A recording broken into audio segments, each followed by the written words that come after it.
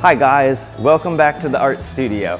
Donald here to tell you about one of our guest artists who's coming back to the art studio to teach us more.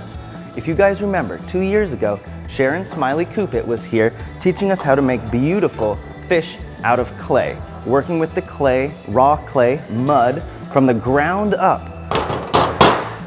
Taking this, pushing it into a mold like this, and then out pops something like this. You glaze it, come back a few days later, and you've got a work of art.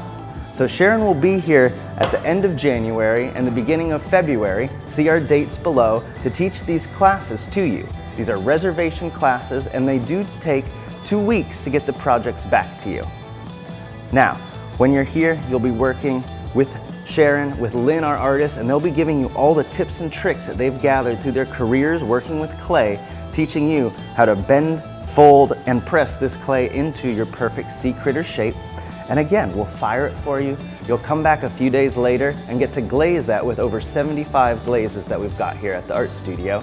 And then, voila, a piece of art is yours.